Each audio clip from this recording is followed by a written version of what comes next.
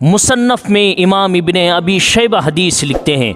इमाम इब्ने अबी शैबा फरमाते हैं कि हज़रत अब्दुल्ला इब्ने अब्बास रदी अल्लाह ताला अन्हुमा ने बयान फरमाया कि अल्लाह के रसूल सल्लल्लाहु ताला अलैहि वसल्लम ने इरशाद फरमाया कि एक शख्स तुमसे पहले मुत्तकी परहेज़गार था, लोग उसको मुत्तकी परहेज़गार समझते थे। उसका इंतकाल हुआ, उसको कब्र में जब उतारा गया, फरिश्ते जब उसके कब्र में हाजिर आए, फरिश्तों ने कहा कि हम तुझे 100 कोड़े मारने के लिए आए हैं। वो कहने लगा मैं तो मुत्तकी हूँ, परहेज़गार हूँ, मैंने कभी कोई गुनाह नहीं किया, तो फिर तुम मुझे कोड़े मारने क्यों आए हो? फरिश्तों ने कहा कि अल्लाह का हुक्म है और हम अल्लाह के हुक्म के साथ नाजिल हुए हैं। तो उस बंदे ने अर्ज़ किया कि मौला, मैं तो मुत्तकी परहेज़गार था, तेरी इबादत करने वाला था, कभी गुनाह की तरफ जाने वाला नहीं था, तो फिर मुझे 100 कोड़े क्यों मारे जा रहे हैं? अल्लाह के नबी इरशाद फरमाते फिर अल्लाह तबारक व तआला ने उसके कोड़े कम किए। कम करते करते एक कोड़ा बच गया।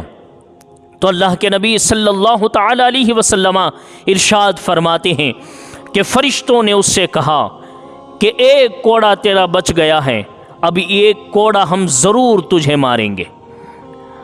उसने कहा कि एक कोड़ा है, कौन सी बड़ी तकलीफ़ होगी? कहा फ़रिश्तों मारो। जैसे ही फ़रिश्ते उसे कोड़ा मारते हैं तो उसकी कब्र आग से भर जाती है, और उस आग में वो जब आता है तो उसका जिस्म खाक खाक हो जाता है, उसका जिस्म खाकिस्तर हो जाता है। और फिर अल्लाह तबारक व तआला उसको ज़िंदा फरमाता है।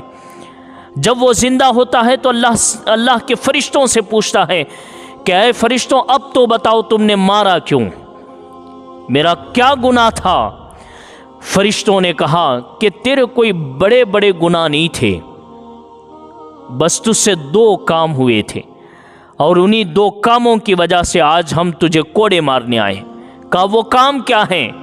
फ़रिश्तों ने कहा कि तू एक दिन नमाज पढ़ने के लिए हाजिर हुआ और तू ये समझ रहा था कि वज़ू में है, हालांकि तू वज़ू में नहीं था, तू वज़ू में नहीं था, तेरा गुमान था कि मैं वज़ू में हूँ, और इसी तरह तूने नमाज अदा कर ली है, यानी बेवज़ू तूने नमाज पढ़ी है। अब देखो, ये जो बंदा नमाज पढ़ रहा है जानबूझ के बेवज़ू नहीं है, उसका गुमान तो ये था कि मैं वज़ू में हूँ, लेकिन वो वज़ू में नहीं था। तो जो जानबूझ के ना किया हूँ, लेकिन फिर भी उससे जो गुनाह हुआ, उस गुनाह की वजह से एक कोड़ा मारा गया, और कोड़ा इतना ख़तरनाक था कि आग से कब्र भर गई और उस आग की वजह से वो खाक हो गया।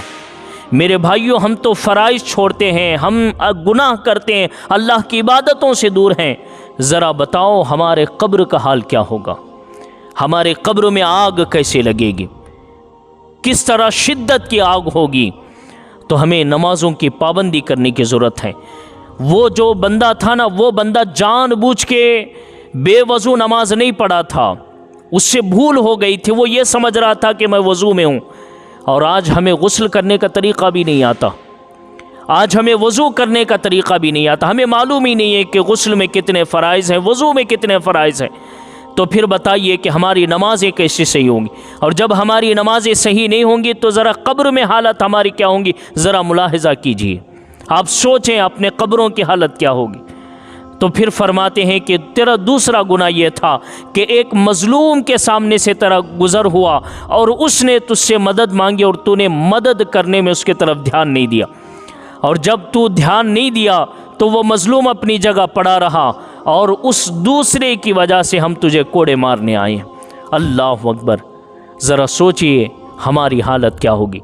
इसलिए गुनाहों से हमें दूर आना है और अल्लाह की इबादत की तरफ हमें लग जाना है।